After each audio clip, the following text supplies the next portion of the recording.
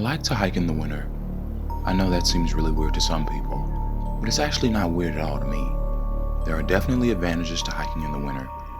Mostly, I hate sweating and I almost never sweat when I'm hiking in the winter. I mean, there are disadvantages as well. There is a lot of wildlife that you can't see because they are hibernating. Plus, all of the non-pine trees are completely bare. I've been hiking in the winter for a very long time. I still do it now. Despite a really scary experience I once had when I was a teenager, I just don't hike in the area that the experience happened anymore. My parents got divorced when I was pretty young. It was a really congenial divorce, and I went to live with my mom in the city. However, a few times a year I would go and stay with my dad. The year that this happened, I was on winter break from school. My parents decided it was okay that I spend the entire winter break with my dad. I was ecstatic, really. I mean, my dad, of course, did not get the entire winter off. We spent some time together during the holidays, but of course, he had to go back to work, and then I had to find ways to entertain myself. During the first week in January, I decided to do some exploring. It was rather cold outside, but we really hadn't had much snow to speak of.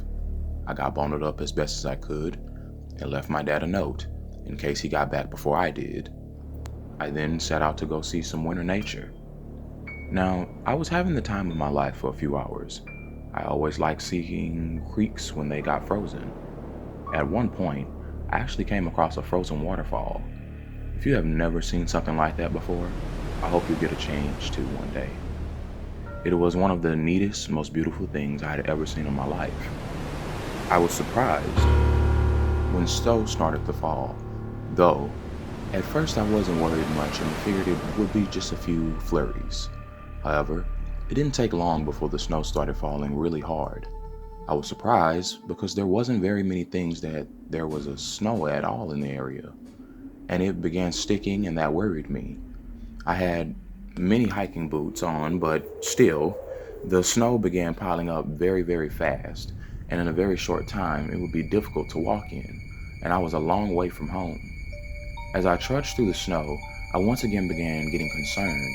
It just felt harder and harder, and my visibility became impaired. There was no way to orient myself because everything began to look like nothing but a bunch of white. I was really beginning to get worried, so I began looking for some shelter that I could use to wait off the storm.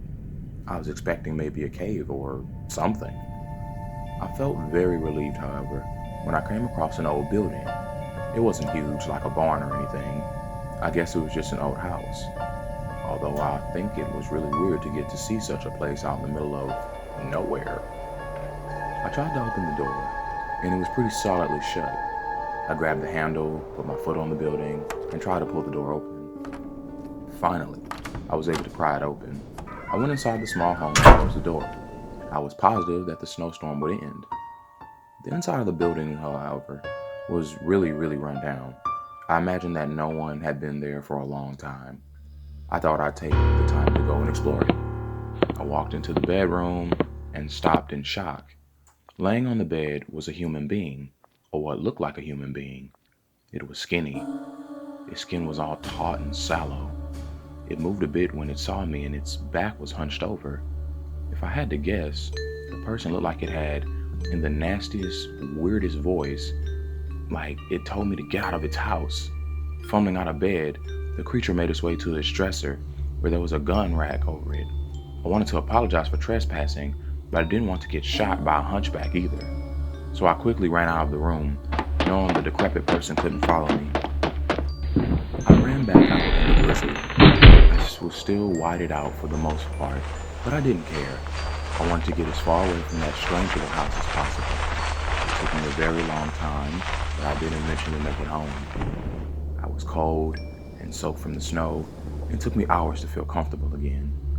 I told my dad about what I saw, and he dismissed it. He said there were some people who lived out in the hills, and maybe the person was just malnourished. He told me I should avoid going into buildings when I am out hiking. To be honest, I definitely will. I haven't had one of these happen in a very long time. I am not sure if it's because of climate change, but when I was younger, It seems like we used to get much more severe snowstorms than we get nowadays. Hell, when I was a kid, I remember it being common in winter for the snow to get so deep that I would sink down to my chest in it occasionally. But that doesn't seem to happen much more nowadays. This year, this happened. We had one of the worst snowstorms that I can even remember. I lived in a third-floor apartment building when I was 19 years old. I had a job working in a video store, so imagine how long ago this had to have happened. I went to bed around 11 p.m. because I had to leave for work at 8 a.m. However, I was woken up around 6 a.m. by a phone call. It was my boss, telling me that the store was going to be closed. When I asked him why, he told me to look out my window. When I did, I saw that it had snowed pretty heavily overnight. In fact, looking down at the parking lot, I couldn't even see in my car. It was completely covered up. My boss told me it was pretty likely that we might be closed for a couple of days. It was still snowing when he called me, so who knows when it was going to stop. The first day was pretty nice. I just spent some time on AOL, which also should tell you how long ago this happened, talking in chat rooms. But the second day, I began to get a little bit of cabin fever. The plows had been through a few times, but that really didn't help me too much. My car just got covered in more snow. The apartment building had done some shoveling and some salting, but they didn't do anything to get the cars uncovered. Fortunately, continued snowing must have convinced my boss to not open the next few days, so at least I didn't have to make excuses to not come to work. On the third evening, I was really starting to go a little crazy. I needed something to get my mind off the fact that it had been 3 days since I had been out of my house. I couldn't really go anywhere, as much of the town was still closed. However, when I looked online, I noticed something that really surprised me. This Chinese restaurant that I really liked was open and they were delivering. So I decided to get some food. I ordered the food and then tried to find something to watch for when it arrived. When the delivery guy showed up, I felt a little weird as he gave me the once over. I mean, how unprofessional was that? I gave him money and a tip, but he questioned the amount of the tip. I found that weird because he wasn't complaining, but he insisted that I gave him too much. I tried explaining the tip to him, but it seemed like he was deliberately not understanding in order to keep talking to me. It took a while, but I was finally able to pull away from the guy. I closed the door and went to eat my food.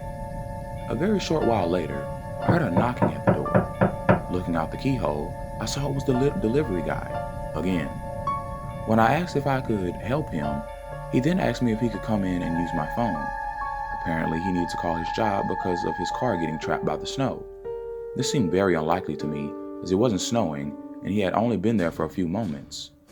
I offered to let him use my cell phone, but told him I wasn't too keen on letting people I didn't know into my apartment. He insisted, telling me it would be only a moment. He didn't like cell phones and told me he thought they caused brain cancer. I told him that was the only option I was giving him. If he wanted, he could knock on someone else's door and see if they would let him in. I could tell he was irritated. He shuffled his feet for a while before walking down the hallway and out of my sight. I thought that was the end of it. About 5 minutes later, however, I heard a blood-curdling scream coming down the hallway. A few moments later, I heard someone pounding on my door. Shocked and scared, I just grabbed my phone and called 911. I yelled at the man that I was calling the police. He pounded on the door a few more times, but then he was quiet. When the police came, I finally opened my door and noticed blood on it. Apparently, what happened was he tried to get a neighbor of mine to come over and knock on my door to get it opened. She refused, and he attacked her. Fortunately, the woman fought back and injured him enough to get her door closed. That was when he came back and pounded on my door. He never went back to the restaurant. Apparently, he was a new employee and had only been there a week. The police had a record on him. He was on parole from a rape charge he was convicted on. Of course, the Chinese restaurant hadn't done a background check on him or anything, as that wasn't completely common back then. He was picked up and went to jail.